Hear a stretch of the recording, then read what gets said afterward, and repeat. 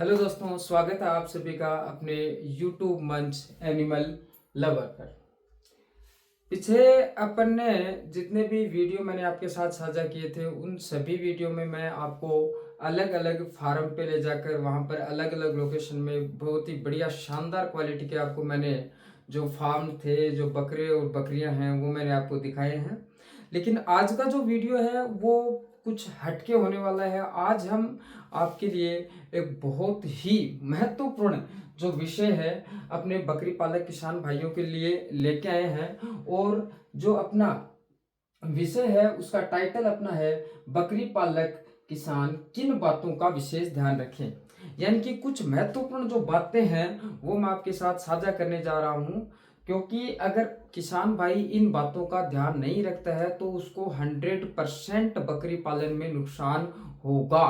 क्योंकि आज का ये जो वीडियो है ये बहुत ही महत्वपूर्ण होने वाला है। इसमें मैं 4 जो प्रमुख पॉइंट हैं, जो कि आहार यानी कि उनके खाने की व्यवस्था बकरियों की, फिर उनके आवास यानी कि अपन रहने की व्यवस्था के बारे में पढ़ेंगे। उसके बाद उनका जो प्रजनन है यानी कि जो ब्रीडिंग है उनसे रिलेटेड कौन कौन से पॉइंट है उनके बारे में पढ़ेंगे। और उनके स्वास्थ्य यानी कि बीमार हैं या उनका अपन कैसे ध्यान रखना है उनके बारे में पढ़ेंगे। और इनके बाद कुछ अन्य पॉइंट्स भी हैं उनके बारे में भी आपको मैं बताऊंगा। तो अगर बकरी पालक किसान भाई इन सभी बातों का विशेष ध्यान रखते हैं तो वो कहीं भी मार नहीं खाएंगे, ये बिल्कुल क्लियर है। इसलिए इस वीडियो को आप पूरा जरूर देखें। चलिए अपन शुरू करते हैं अपने वीडियो को। तो अपन सबसे पहला अपना जो पॉइंट है वो अपन स्टार्ट करते हैं उनके आहार निर्धारण यानी कि उनके जो खाने पीने की जो व्यवस्था है उनके बारे में अपन जानेंगे। सबसे पहली बात अपने को यहाँ पर ध्यान रखनी है कि जो बीमार बकरी है उस बीमार बकरी को अपन बाहर बिल्कुल भी नहीं चराने ले जाना है। बीमार पशु को अपने को घर पे ही रखना है। अगर जहां तक संभव हो सके तो बीमार पशु है उसको अपन क्या करेंगे, जो अपना हेल्दी पशु है, बिल्कुल स्वस्थ है, जो तंदुरुस्त है, उस पशु से अपन क्या रखेंगे, बिल्कुल अलग रखेंगे। क्योंकि हो सकता है उसमें पता नहीं किस प्रकार की बीमारी हो, उसमें बैक्टीरिया से होने वाली बीमारी है या फिर उसमें वायरस से होने वाली बीमारी है। क्योंकि वायरस से होने वाली जो बीमारी होती है वो आपको पता है बहुत जल्दी वायरस फैलता है, तो वो डिजीज जो है वो दूसरे पशुओं में होने के चांसेस हो सकते हैं। तो बीमार पशु को अपने बाहर लेके नहीं जाएंगे और उसको स्वस्थ पशु के साथ भी नहीं रखेंगे। दूसरा पॉइंट जो अपना इंपॉर्टेंट आता है वो आता है कि एक ही चारागाह यानी कि सेम जगह पर अपने को पशु को बार बार चराने नहीं लेने जाना है। क्योंकि अगर अपन एक ही चारागाह पर अगर उसको पशु को लेके जाते हैं तो उससे क्या होगा, पशु को कर्मी रोग होने के चांसेस हो सकते हैं। क्योंकि उसके पेट में कीड़े वगैरह भी पड़ सकते हैं, उसके जू वगैरह है, कलीली जिसको अपन बोलते हैं, चींचड़ी वगैरह जो है वो भी इन पशुओं में हो सकती है। यानी कि एक ही चारागाह पर अपने को पशु को बिल्कुल भी नहीं ले जाना है। इसके बाद अपना आता है अगला पॉइंट कि वर्षा अगर हो रही है, अधिक तेज बारिश हो रही है, तो बारिश के मौसम में भी पशु को बाहर नहीं लेके जाना है। क्योंकि बारिश में क्या होता है कि अपन लेके जाते हैं तो जो जमीन है वो दलदली जमीन हो जाती है, और दलदली जमीन अगर होगी तो उसमें भी क्या होगा कि रोग जो है उसके फैलने की संभावना ज्यादा होगी। इसके बाद नेक्स्ट पॉइंट अपना आता है अधिक ठंड और अधिक बारिश, यानी कि बहुत ज्यादा सर्दी है या फिर बहुत ज्यादा तेज बारिश हो रही है तो उस समय भी अपन पशु को बाहर बिल्कुल नहीं लेके जाएंगे। गर्मी के मौसम को तो ठीक है, फिर भी बकरियां क्या करती हैं कि वो सहन कर लेती हैं, लेकिन अधिक ठंड और अधिक बारिश को वो सहन नहीं कर पाती। क्योंकि अगर अधिक बारिश के समय मान लो अपन उसको पशु को बाहर लेके जाएंगे तो उसमें एफएमडी रोग होने के चांसेस ज्यादा हो जाएंगे। एफएमडी रोग आप अच्छे से जानते हो, एफएमडी का मतलब क्या होता है, खुरपका और मुंह पका रोग। कुल मिलाकर बात यह है कि बहुत ज्यादा बारिश हो रही है और अगर ज्यादा ठंड है तो पशु को अपन बाहर चराने के लिए नहीं लेके जाएंगे। इसके बाद अपना जो नेक्स्ट पॉइंट आता है वो क्या है, बकरी और बड़े जानवर, यानी कि बकरियों के साथ जो बड़े जानवर है उनको भी अपने को साथ में चराने नहीं ले जाना है। क्योंकि अगर अपने बकरी और बड़े जानवरों को लेके चले गए तो हो सकता है वो आपस में लड़ने लग जाए। मान लो आपकी जो बकरियां हैं, मान लो उसमें कोई गाभिन बकरी है, अगर गाभिन बकरी है मान लो उसको चोट वगैरह लग जाए तो उसके बच्चे की दिक्कत हो सकती है, बच्चा गिरा सकती है, ये भी समस्या हो सकती है। इसके बाद जाने से पहले और आने के बाद दाना, यानी कि अगर आप बकरी या भेड़ को अगर बाहर चराने ले जा रहे हो तो उससे पहले जितना भी आप दाना देते हो पूरे दिन में जितना भी दाना देते हो तो आधा जो दाना है, दाने की आधी मात्रा पर उसको बाहर ले जाने से पहले दे देंगे, और जब बाहर चरा के अपने वापस आए तो वापस जो बचा हुआ दाना है उसकी मात्रा दे देंगे, क्योंकि खाली पेट पशु को अपने को बाहर बिल्कुल भी नहीं भेजना है। इसके बाद अगला पॉइंट अपना क्या आता है कि पर्याप्त चारा, यानी कि पशु को अपन चराने के लिए लेके जाएंगे तो ऐसी जगह पर अपन लेके जाएंगे जहां पर पशु के चरने के लिए क्या हो, पर्याप्त मात्रा में चारा हो। ठीक है। अच्छा, और अगर अपन जैसे मान लो बाहर की बात करें, पशु को बाहर चराने लेके, गाभिन बकरी जो उसको अपन बाहर बिल्कुल भी नहीं लेके जाएंगे। क्यों? सपोज करो गाभिन बकरी को अपन बाहर चराने के लिए लेके गए और वो कहीं रास्ते में मान लो वो ब्याह गई, प्रेग्नेंट थी, वो ब्याह गई। अब ब्याह गई तो सपोज करो कि जो चराने वाला है उसने ध्यान नहीं दिया, बच्चा है उसने बच्चा दे दिया। अब हो सकता है कि मान लो कोई जंगली जानवर हो या फिर कोई जंगली कुत्ते हों तो वो बच्चे को खा जाए या फिर बच्चा गिर जाए, मर जाए, 100 समस्या हो सकती है। कुल मिलाकर बात यह है कि गाभिन जो बकरी है उसको अपने को बाहर लेके नहीं ले जाना है। ठीक है। अब ये तो हो गई अपनी कौन सी आहार की बात। आहार में अपन ने देख लिया कौन कौन से पॉइंट थे। बीमार पशु उसको बाहर नहीं लेके जाना है, एक ही चारागाह पर अपन रोज जो है बकरियों को नहीं लेके जाएंगे, और अधिक ठंड और बारिश के समय पर नहीं लेके जाएंगे। बकरी और जो बड़े जानवर हैं उनको नहीं लेके जाएंगे।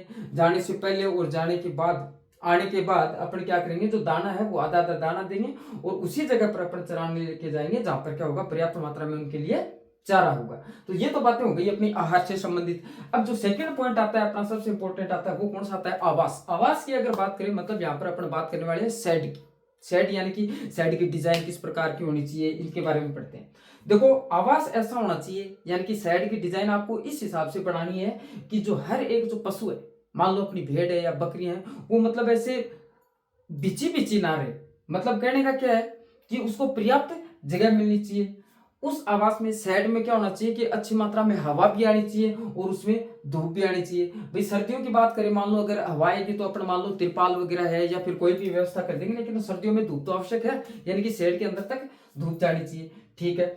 और बिल्कुल जो शेड है उसको अपने को साफ सफाई रखनी है, यानी कि साफ जगह होनी चाहिए बिल्कुल, क्योंकि बकरियां जो होती हैं उनको, बकरियों को गिल्ला बिल्कुल भी पसंद नहीं होता। आप देखना कभी भी बकरियां हैं, अगर मान लो थोड़ा सा भी गिल्ला हो जाता है तो बकरियां वहां से हट जाती हैं और वहां पर नहीं बैठती हैं, यानी कि बकरी हमेशा क्या है, सूखे में रहना पसंद करती है। ठीक है। और दूसरी बात क्या है कि जो साफ सफाई है, वो साफ सफाई है वो अपने को नियमित करनी होगी। नियमित भी नहीं तो अगर मान लो अपने को 2 या 3 दिन से अपने को साफ सफाई करनी है, क्योंकि जो मेंगनी वगैरह होता है और ये जो बकरियां जो पेशाब वगैरह करती है तो उससे क्या होता है, अमोनिया गैस बनती है। क्या बनती है उससे? अमोनिया गैस बनती है। अमोनिया गैस है, वो पता है आपको, जो छोटे बच्चे हैं उनके लिए नुकसानदायक हो सकती है। ठीक है। और जहां तक संभव हो, अपन जो शेड अपन बना रहे हैं बकरियों के लिए, जो शेड बनाएंगे उसके लिए अपन क्या करेंगे, शेड थोड़ा सा ऊंचाई पर बनाएंगे, क्योंकि मान लो अगर थोड़ा सा ऊंचाई पर बनाएंगे तो बारिश वगैरह भी होगी, तो बारिश का जो पानी है वो वहां पर ठहरेगा नहीं, यानी कि पानी है वो बाहर निकल जाएगा। इसलिए अपन शेड को हमेशा क्या करेंगे, जो ग्राउंड लेवल है उससे थोड़ा सा ऊपर अपन बनाएंगे ताकि वहां पर पानी नहीं रहे। ठीक है। इसके बाद सबसे महत्वपूर्ण पॉइंट अपना ये आता है, सबसे मेन पॉइंट है, क्या है, शेड पर कम खर्चा, यानी कि आप जो भी शेड बनाओगे उस शेड पर अपने को लागत कम लगानी है। इसका विशेष ध्यान रखना है, क्योंकि शेड के ऊपर अपने एक बार अगर मान लो पैसा लगा दिया तो उस शेड से अपने को किसी भी प्रकार की कोई आमदनी प्राप्त नहीं होने वाली है। क्योंकि आमदनी तो अपने को कहां से प्राप्त होगी, अपने अगर मान लो उन्नत नस्ल, अगर अपन जो बकरियां हैं या फिर भेड़ ला रहे हैं, अगर बढ़िया नस्ल की ला रहे हैं, क्योंकि पैसा तो अपने को उनसे मिलने वाला है। शेड पर तो एक बार पैसा लग गया तो वो तो लग गया, क्योंकि वो तो डेड मनी है। ठीक है। तो इस पॉइंट का विशेष ध्यान रखना है कि शेड पर अपने को खर्चा कम से कम करना है। ठीक है। इसके बाद आता है अपने प्रजनन से संबंधित बातें। प्रजनन से संबंधित कुछ महत्वपूर्ण बातें उनको मैं साझा कर रहा हूं आपके साथ। जैसे कि सबसे पहले पॉइंट आता है नियंत्रित प्रजनन। नियंत्रित प्रजनन में अपन क्या करेंगे, यानी कि जो ब्रीडिंग करेंगे अपन, गाभिन जो अपने बकरियों को करवाएंगे वो बिल्कुल कंट्रोल्ड होगी। ठीक है। क्योंकि अगर जैसे मान लो अपन खुले में लेके जा रहे हैं, जो बकरियां हैं उनको खुले में लेके जा रहे हो, साथ में उनके बकरे भी हैं, और अगर जैसे मान लो एक साथ ही अपने सबको बेच दिया तो जैसा अपन चाह रहे हैं वैसा होगा नहीं। कैसे नहीं होगा, क्योंकि अगर अपने को बकरी को ज्ञापन करवाना है, अपने को पता है कि इस बकरी को अपने को बढ़िया जो नस्ल का बकरा है उससे अपने को क्या करवाना है, उसको ज्ञापन करवाना है। ठीक है। तो यानी कि इस बात का अपने को विशेष ध्यान रखना होगा कि जिससे आपको ज्ञापन करवाना है वही बकरा अपने को उसके साथ रेवड़ में छोड़ना है। ठीक है।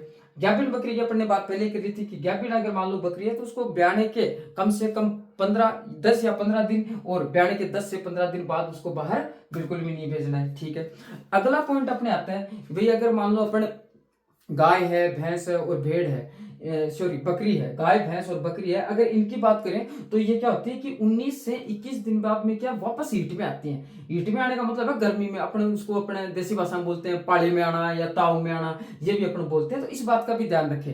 ठीक है, और जो बकरा मतलब अपन जो ब्रीडर काम में लेंगे, ब्रीडर तो अपना एडवांस वैरायटी का होना ही चाहिए, बढ़िया नस्ल का होना चाहिए, क्योंकि बढ़िया नस्ल का अगर अपन ब्रीडर काम में लेंगे तभी तो अपने जो बकरे जो होंगे, बच्चे उनके जो होंगे वो भी क्या होंगे, बढ़िया क्वालिटी के होंगे।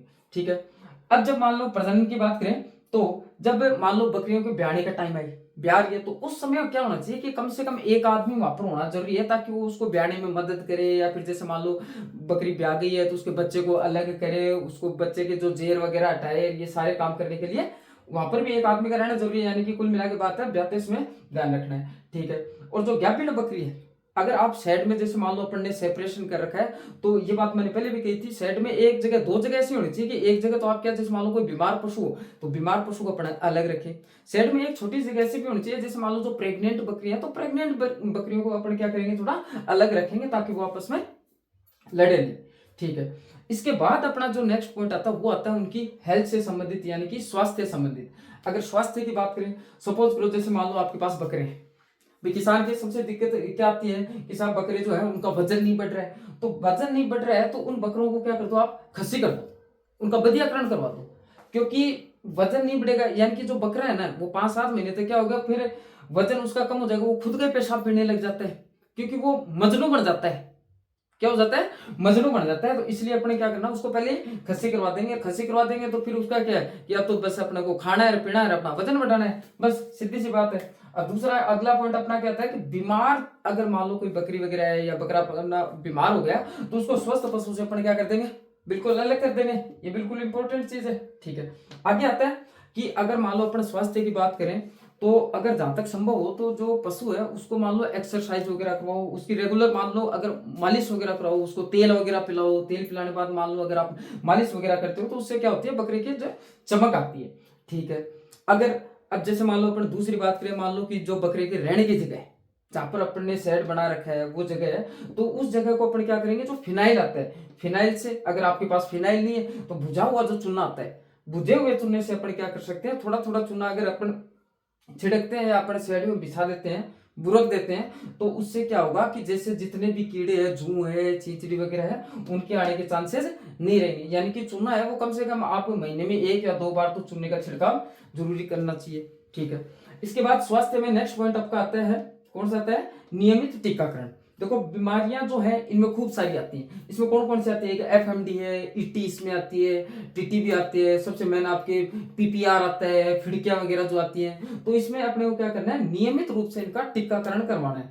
अब जो टीकाकरण वाला जो काम होता है ना, वो लगभग साल में 2 बार करते हैं अपने, दिसंबर और जून के महीने में, क्योंकि जैसे मान लो कि अपन बोलते हैं कि भाई precaution is better than cure, कि भाई अगर अपन ने सावधानी रख ली, बचाव भी अपन ने कर लिया तो उपचार की जरूरत है ही नहीं, यानी कि अपने को समय समय पर क्या करना है, टीकाकरण करवाना है। दूसरा एक वर्ड यहाँ पर लिखा हुआ है, क्या लिखा हुआ है, डीवर्मिंग। डीवर्मिंग यानी कि कई बार क्या होता है कि बकरों को भूख वगैरह नहीं लगती, बकरी खाना वगैरह टाइम पे नहीं खाती है, दाना चारा भूसा वगैरह जो भी आप डालते हो वो नहीं खाती, तो उसके क्या, उसके पेट में कीड़े हो गए, उसके कीड़े जो है उन कीड़ों को दूर करने के लिए अपन क्या करेंगे, उनकी डीवर्मिंग करेंगे, और कम से कम 3 महीने में एक बार तो आपको करनी चाहिए। और डीवर्मिंग के बारे में जो है नेक्स्ट वीडियो आपके लिए बहुत जल्दी लेके आएंगे, डीवर्मिंग कैसे करनी चाहिए, कौन कौन सी दवाएं अपने को काम में ले सकते हैं, क्योंकि किसान भाई डीवर्मिंग जो है वो खुद अपने आप ही अपने घर पे आराम से कर सकते हैं। ठीक है, ये तो हो गई 4 महत्वपूर्ण बातें, कौन कौन सी, आहार भी हो गया, आवास भी हो गया, यानी कि खाने से संबंधित आवास, यानी कि उसकी सेहत से संबंधित क्या क्या जो है सावधानी आपको रखनी चाहिए, प्रजनन आपको कैसे करवाना है, स्वास्थ्य में किन किन बातों का ध्यान रखना है, ये हो गए। इनके अलावा भी कुछ 2-4 बातें हैं वो भी मैं आपको बताना चाहूंगा। अन्य पॉइंट की अगर बात करें तो जैसे मान लो कि आपके पास 100 बकरियां हैं, तो भाई 100 बकरियां हैं तो 100 बकरियों के लिए एक आदमी सफिशियंट है। आ रही है बात समझ में, भाई 100 जो बकरी है उनके लिए एक आदमी सफिशियंट है। अब एक बात मानो कि भाई आपके पास 20 बकरियां हैं, अब 20 बकरियां आपके पास हैं और 20 बकरियों के लिए अगर आप एक आदमी रख रहे हो तो आप जितना कमाओगे नहीं उतना तो उस आदमी को ही दे दोगे, भाई पर मंथ ज्यादा भी नहीं तो कम से कम 10-12 हजार रुपए तो एक महीने का आदमी लेता ही है। ठीक है, यानी कि अपने को ध्यान रखना है, अगर आपके पास 100 बकरियां हैं तो आप एक ही आदमी रखो, 200 बकरियां तो 2 रखो, 500 है तो 5 आदमी रखो, बस। दूसरा, बाहर चराना बहुत जरूरी है भाई। आजकल क्या है कि गोट फार्मिंग का चलन है, तगड़ा चलन है, और लोग क्या करते हैं, स्टॉल फिटिंग करवाते हैं, यानी कि घर पे रखते हैं। मैं कहता हूं कि अगर आप पशुओं को, जो अपनी बकरियां हैं, उनको बाहर चराना बहुत ज्यादा जरूरी है, क्योंकि सुबह शाम अगर उनको अपन, भाई जाता भी नहीं तो कम से कम 2-3 घंटे, 2 घंटे सुबह ले गए, 2 घंटे शाम को ले गए, उनको बाहर ले जाना जरूरी है। बाहर लेके जाओ तो उसको क्या होगा, एक तो वो तंदुरुस्त रहेगी, बिल्कुल वो चलेगी तो उसकी एक्सरसाइज भी हो जाएगी, और वो खुश भी रहेगी, और अगर खुश रहेगी तो उसका स्वास्थ्य भी ठीक रहेगा, स्वास्थ्य ठीक रहेगा तो उसका वजन भी अच्छा होगा, सारा काम होगा। ठीक है, अब जो दाना अपन पशु को देंगे, वो दाना अपने को क्या करना है, उस दाने को अपने को मिक्सर बनाना है। जैसे मान लो सर्दियों का जो दाना है वो अपना अलग देते हैं, गर्मियों का जो दाना है वो अपना अलग देते हैं। दाना क्या है, कई बार जैसे मान लो कई लोग जो होते हैं वो क्या करते हैं, सूखा दाना डाल देते हैं, और कई क्या करते हैं, दाने को उबाल कर देते हैं। तो वो कैसे भी दे दो, उसमें कोई दिक्कत नहीं है ज्यादा। ठीक है, अब दूसरा क्या होता है कि अगर अपना पशु बीमार हो जाता है तो देखना आप कभी भी, जो रेवड़ है या फिर आपने साइड में जहाँ भी अपने पशु हैं, तो जो बीमार होगा ना वो अलग ही हो जाएगा, वो कोने में जाकर अलग ही बैठ जाए, वो दुबका हुआ ऐसे एकदम, जैसे मान लो झाड़ वगैरह अपने लगा रहता है, तो झाड़ के पास बैठ जाएगा। यानी कि कहने का मतलब ये है कि अपने को डेली डेली अपने को एक बार अपने साइड में सुबह और शाम जाकर हर एक बकरी या बकरे को अच्छे से देखना है कि भाई उसमें कोई बीमारी वगैरह तो नहीं है, और वो ठीक तो है। तो किसान भाइयों, ये कुछ जानकारी थी जो कि बहुत ही महत्वपूर्ण थी, इसलिए टाइटल भी अपना यही था, बकरी पालक की इन बातों का विशेष ध्यान रखिए। अगर आप लोग इन सभी बातों का, जितने भी मैंने आपको बताई, अगर इन सभी बातों का आप ध्यान रखते हो तो आप बकरी पालन में 100% सक्सेस होगे, बिल्कुल भी कभी भी आप धोखा नहीं खाओगे। तो आज का वीडियो आपको कैसा लगा? पिछले वीडियो पर आपने बहुत सारा प्यार मेरे को दिखाया, उसके लिए धन्यवाद। मैंने पिछले जो वीडियो कवर किए थे, अलग अलग जगह पे जाके, पाथड़िया से मैंने कवर किया था, मटाना से भी मैंने किया है। अभी नेक्स्ट जो वीडियो मैं लेके आऊंगा वो मोई और गलडाना से सोजत और जो है गुजरी वगैरह जो ब्रीड हैं उनका मैं लेके आऊंगा। और थैंक यू। अगर आपने अभी तक चैनल को सब्सक्राइब नहीं किया है तो चैनल को सब्सक्राइब करें, लाइक करें, शेयर करें, और बेल आइकन जरूर दबाएं, और कमेंट बॉक्स में जरूर लिखें आज का जो ये वीडियो था आपको कैसा लगा। Thank you. आप लोग जो ये जानकारी आपको दी गई, आपका इसका स्क्रीनशॉट ले सकते हैं।